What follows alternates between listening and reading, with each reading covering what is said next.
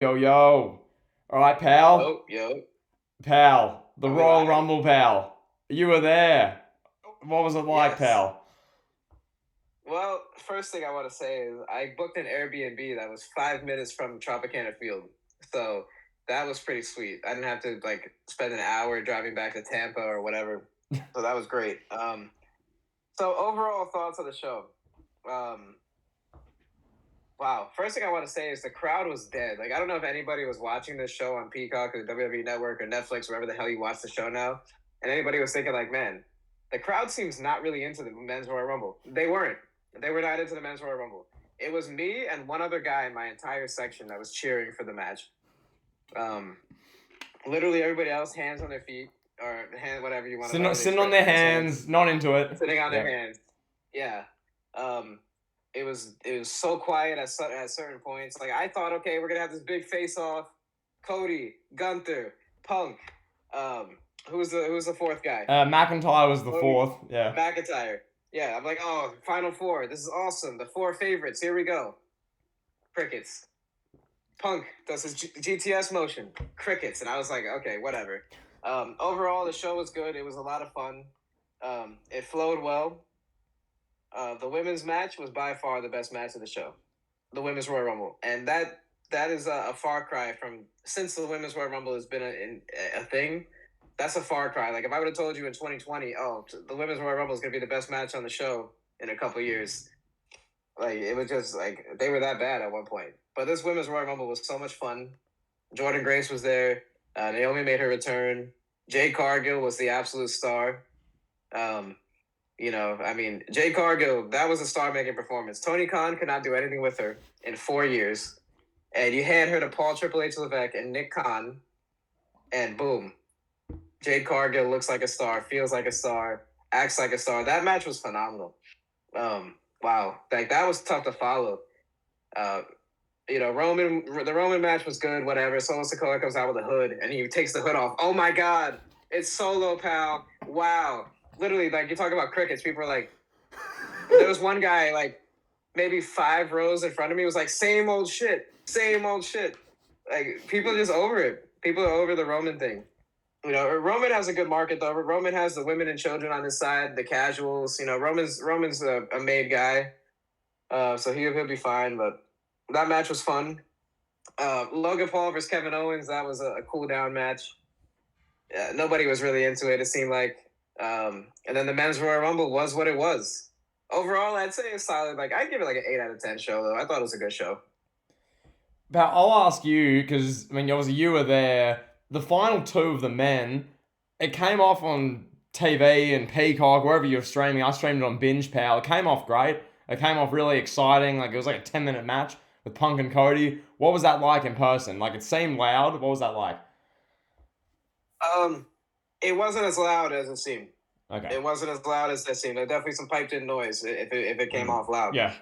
There were moments there where like there was a brief "Let's go Cody" CM Punk chant, but that was very brief. Um, there were some moments where like when Cody would pose for the crowd would get hot. But Cody was a clear babyface. There was some boos for Punk. Even Mm. when he made his entrance, there was some boos there for Punk. There was a little Yeah. bit of like, I don't know about this guy. Like this guy been gone for 10 years. There's a little bit of that sentiment to him. Like I'm kind of over this guy. Like there was a little bit of that. It wasn't the hero's welcome that you would think. It wasn't the star like the perception of a star. Like if I told someone Mm. that's never seen wrestling before, and I was like, this guy CM Punk had the most viral moment in the history of wrestling. This is the biggest star in the business. I think it would have been underwhelming if I was talking to somebody that's never watched wrestling before, hasn't watched in a long time. Um, so it wasn't really as hyped as I thought it was going to be. It was kind of and boring was trending on Twitter. I don't know if you saw this. I was looking at Twitter, or my girl was looking at Twitter on the way home, and she was like, "Oh, boring is trending." Wow. So yeah, okay. So this is the way I could put it. I was watching the entire men's Royal Rumble, waiting for something to happen. I Mm. kept saying to her like, "Oh, this is gonna be good. This is when it's gonna get good. Right. Cody's here. Okay, Gunther's here. It's gonna get good. It's gonna get good. Punk's coming soon. McIntyre. It's gonna get good." It never really got good. It never got like Okay. captivating. It never got like, it just never hit that next level. It was like it was just average, the whole time. And I kept waiting, like, okay, we're gonna get something here. We're gonna get something. But that something never really came. And the Cody Punk stuff was cool, but man, the crowd was dead when Punk picked Cody up for the GTS. Nobody really cared. Like, to put it bluntly, nobody really cared. Wow. Yeah, like I said, it was me and one other guy in my section cheering. When he did the gesture, nobody cared. It was weird. Nobody was booing. Nobody was cheering. I think people were just burnt out. I think that's what it was. I think it was just burnout. That's interesting, yeah, because like once again, as I said, it came off like, oh my god, this is the biggest final two since Shawn and Undertaker in 07. It came off that way, like it's this epic final two. Like they presented it on TV, maybe a bit better. For instance, like that Pat McAfee thing, maybe live for you that may have been like cool, but yeah, but like on TV or what I was watching, I'm like, oh, this is cool, this is fun, and that's really my thought. That was well received. McAfee was well received. Good. Go ahead. I was just gonna say, like stuff like that, the R-Truth stuff. I'm sure that was well received. I hope. Like that's same. That was great. Yeah. Yeah. And like the men and the women. When R-Truth came out in the Women's Royal Rumble, that might have been the loudest pop of the night. Yeah. Like it was a top three pop of the night. Yeah, like that was great. But yeah, from the men's Rumble standpoint, I found it really fun. The first little, probably third, the middle bit sort of lost me. Then Cody came in. I was like, hey, it's Cody. And then, as you say, it's like, okay, who's going to be that entrant? And then, yeah, Bron Breakker was dominant. They made Omos seem like a big deal. McAfee. Bron Breakker was a big deal. People were barking for Bron Breakker throughout the whole arena. Go ahead. That's great. But yeah, no, Cody's won. I'm thrilled, pal. I was watching it and just watching it. Your feeling is Cody has to win this. Punk hasn't had a match in like years on WWE TV. And pal, it has to be done. Cody! Yeah! American Nightmare, baby! Finish that story! Never in doubt, pal. You love to see it. A great moment to end, pal. What was the crowd like when Cody won? What was the crowd like? The crowd went crazy. The crowd went crazy. Yeah. I was mad. Some people left. Some people did leave. Some people were mad and left. I maybe say 10% of the stadium, 10%, maybe 15% were mad and walked out. The whole row in front of me walked out. Literally the entire row. I was like, fuck this, I'm out. At first, my initial reaction, like my knee-jerk reaction was like, fuck this. This is whack. Like, CM Punk is back. Like, it's right there in front of your face. Just have CM Punk win. And then I thought about it. Yeah. And I was like, okay, there's one of like three factors here that came into this. The first factor being Rollins could be legitimately hurt, and they have to pivot. So they can't just have Punk win the Royal Rumble and then be like, oh, who am I going to wrestle, pal? Yeah. So they kind of, Yeah. So he was like, nah, I'm going to lose the Royal Rumble, bro. I'm not here. I'm not a part-timer. I'm not here to, like, take your spotlight. This is your moment. Yeah. So, because they could get the Punk Rollins any other way. They could have, like, Rollins to go on an episode of Impulsive and just yell expletives at Punk, and then Punk could show up and confront him, and we could get a match, pal, set up on Impulsive, whatever. They could do anything to get the Punk Rollins. They don't even have Punk win the Royal Rumble. Like you said, he hasn't wrestled in 10-plus years in WWE. There were people in the crowd saying he's washed. Like, I heard, like, multiple conversations like that. Like, it was a mixed bag. I was kind of expecting, like, at least, like, I know Cody's the biggest star in the company, right? Yeah. Like, Cody's even bigger than Reigns now, in terms of crowd reaction. Cody's bigger than Reigns at this point. But I was thinking it would be like at least 75% would be like, yeah, Punk's back. Let's get it, baby. Yeah. But, I hate to say this. The sentiment, too, this is the third thing that I was saying I could have factored in. The sentiment could be that it's too little too late for Punk as a top guy, Yeah. Like, it's been a long time, and, a lot of people that were watching when he was on top, running wild, are probably not watching wrestling anymore because they got drove away by 3-hour Raws and, Jinder Mahal being champion and racist promos on Nakamura. So, the Punk fan base might have grew out of wrestling, I guess is what I'm trying to say. I don't know. So there's that.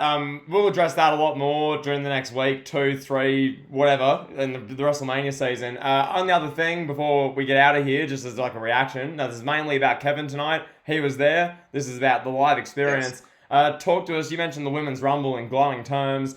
On how I was viewing it, it was very entertaining. It flowed really well. Best Women's Rumble they've done by far. I actually enjoyed pretty much the whole thing just about. What was that like live? Like your favorite moment, thoughts? What was that like live? There were so many great moments. My favorite moment, wow. Had to be Jade. I'd probably have to say Jade Cargill. Jade, yeah. I'd probably say Jade. Yeah, Jade eliminating Nia was probably my favorite moment. The face off of Bianca Belair, that was absolutely incredible. Yeah, my girl who's never watched any wrestling was super involved in that, super invested. She loves Bianca Belair now and Jade Cargill, and that was just a star making moment. Like that's what I would judge it off as someone who's never seen wrestling before. You know, like that's how you. I feel like that's how you introduce stars. Yeah, Bianca Belair came off really great. And then yeah, Jade Cargill was awesome. Bailey winning was cool. A lot of people were really, really happy about that. Me, I was like, okay, Bailey won, whatever. And then I went on Twitter and I saw people like, oh, Bailey deserves this. She's been selfless. She's put over damage control. Well, yeah, which is true. Bailey gets her moment now with Triple H in charge. For me personally, I was kind of waiting for Sasha Banks. Like I kind of thought Sasha Banks was gonna come back. And and it seemed like a lot of people were waiting for that. Like a lot of people were waiting for Sasha Banks, and I heard a lot of chatter just amongst the like walking around the arena, whatever. Just hearing people talking. A lot of people were waiting for Sasha Banks to come out. So when she didn't come out at 30, it felt a little flat, just a little bit, like not flat like the men's rumble, but they did enough. WWE did enough to overcompensate for the fact that Sasha was not going to be there. They did enough to overcompensate. It flowed well. The booking was great. The match really flowed well. The best women's Royal Rumble by far. You know, that match was awesome. It was great. Yeah, I mean, Liv Morgan came in 30, the R-Truth bit. Yeah, Naomi come out number 2, which what was that like? Yeah, the show opens, they do the Hogan cold open pal. Michael Cole's screaming, Pat McAfee comes out. And then you got Naomi returning. Then Jordan Grace came out with the TNA title. I'm like, what am I watching? Like, it was a nuts start to the show. Yeah. Oh, it was awesome, bro. Yeah, it was like the Hogan thing was great. People were booing Hogan. One guy was screaming, "Why is everybody booing Hogan?" Like this guy, I guess this guy hadn't been watching wrestling because like his friend was like explaining to him who the wrestlers were. I guess he was like a disenfranchised fan. Yeah. And he was like, "Why is everybody booing Hulk Hogan?" And like 4 people were like, "He's racist." Yeah, it was cringy seeing Hulk Hogan there. It was like people were cheering. People were cheering when like Dusty Rhodes, like he was talking about Dusty Rhodes. People cheered, and then like the camera would cut to him like doing his pose, and they started booing. I don't know if they showed this on the Peacock stream or the Binge stream or whatever. But did you see when they were like introducing stars? Like they showed like Rhea Ripley. In the back, was that on TV? Yeah, but they had like as if they're like NBA players entering the arena, and that's yes. That kind of say that as well as I know you would maybe seen this on the screen, like up the top left, they have this little graphic of like the highest, like people have been there the longest time. So it's like Jey Uso 36 minutes, and it was like counting up. Cody 15 minutes. Like that is a fantastic addition. They didn't have that on the arena. I didn't see that. They didn't have that on the arena monitor. It was great. So, like, in the women's one, when Naomi had been there for 40 minutes and Bailey had been there, like, 38 minutes, like, the time was ticking up. I'm like, if they did this every year, that'd be a sick, like, ad. They finally did it. The other thing with the women's one, I don't know if you saw this, but when Bailey won, they had the best camera shot. It's like Jade and, like, all the women who were runner-ups, Becky and all them, just sitting at ringside, like, almost lined up. Like, that was awesome. I saw that. That was sick. Like, that was really good. And they got a great shot of Punk as well. Punk was like shaking at the end. Like he was so mad. So, yeah, it's great stuff. Pissed. Yeah. Yeah, he's going to go fight Seth Rollins in the back, pal. No, let me just say a couple things before we get out of here. Yeah. First thing about the stars in the back. When they showed Rhea Ripley, I was like, wait, is she going to wrestle? Like, why are they showing Rhea Ripley? She's not even on the show. That was funny. Yeah. But to answer your question about Naomi, Naomi was well received. Yeah. People liked her. There was one little girl, like a little kid that was like, "Oh my God, I love Naomi. Let's go, Naomi." So that was cool. It's always cool to see. It always puts in perspective seeing like that kind of stuff. You know, you get so jaded from that when you're just like watching and complaining about wrestling all the time. Like this is a kid. It's good to remember this is a kid show at the end of the day. Right? Like we may not be big Naomi fans, but it's all about the kids, pal. Yeah. Yeah. That was one thing, and then what was the last thing I was gonna say? Yeah, so I don't know what this means now for WrestleMania. Like, we'll leave this with a cliffhanger, pal. So, Cody's gonna lose twice in a row to Roman, because you know you saw that Jacob Fatu is on his way to WWE, right? Apparently, like somebody's working. I forgot. I saw this tweet. Somebody's working hard behind the scenes to get Jacob Fatu in WWE. So Jacob Fatu is going to show up in a hoodie, and he's going to make his debut at WrestleMania 40 and cost Cody the match. Like and I'm not even trying to troll when I say this, but like Cody has to win this. Yeah. Like, if Cody doesn't win, there's gonna be a mutiny at this point. Like there's gonna be a lot of people that are gonna turn off wrestling and just gonna be like, all right, whatever, same shit. Roman, Joe Noai, he's standing tall. Yeah. Like I don't know. They booked themselves into a corner with this one. Yeah. Because it's so predictable now. Like, not even so predictable. It's just like Cody has to win, or people are gonna freak out. Yeah. Can they will they swerve and just have Roman beat him again? Well, I don't know. We're going to talk about this later on, but continue. Yeah, I'm just going to say one thing on that, and then we can pretty much round it out here, just as our quick, immediate reaction. The way you finish the story in that case, I mean, Jey Uso gets involved to help Cody, but how the hooded Samoan shows up at WrestleMania 40 and helps Cody beat Roman. Just flip the script, because for 4 years it's been the hooded Samoan stops the challenger, but change it, do something different. So we'll see how we go, pal. We're going to discuss this a lot for months to come. Any other final thoughts before we get out of here? Anything else from your live experience you want to mention here? Oh, yes. I want to say this, too. Triple H, in the intro, did they show this where he was like, are you ready for the Royal Rumble? Are you ready? It might have been something for the live crowd. Mate, I don't know. Yeah, like it was like maybe right before 8 o'clock. He did a little interview with Caleb. Oh, yes. Yeah. He looked visibly not okay. Like, he looked very stressed about the Vince McMahon allegations. He looked very stressed. I don't know if it was just me that saw that, but I looked at him and I was like, that is not the Triple H that we're used to seeing.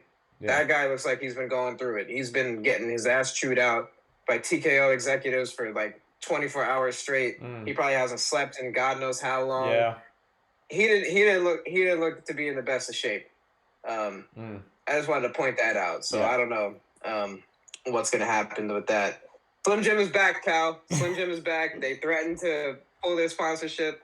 So that was awesome. All right, pal. Yeah. I think that's it for me. Easy. We'll call it there. Big show to come on Vince McMahon in the coming week. We'll probably do an elite take as well, getting like a full rundown of the show. Shout out Kevin for going along, getting that hotel room content. I'll be doing something similar in about a month's time. Timings will be a bit weird though. It'll be like the morning for you and like midnight for me. So it'll be a bit different in Perth. But yeah, pal, great stuff. There you go. Easy. Yeah, pal. Yeah, you're not gonna be watching Dwayne because Dwayne is not gonna show up in Australia and fight Roman. So there you go. All right, pal. Easy. Peace. Peace.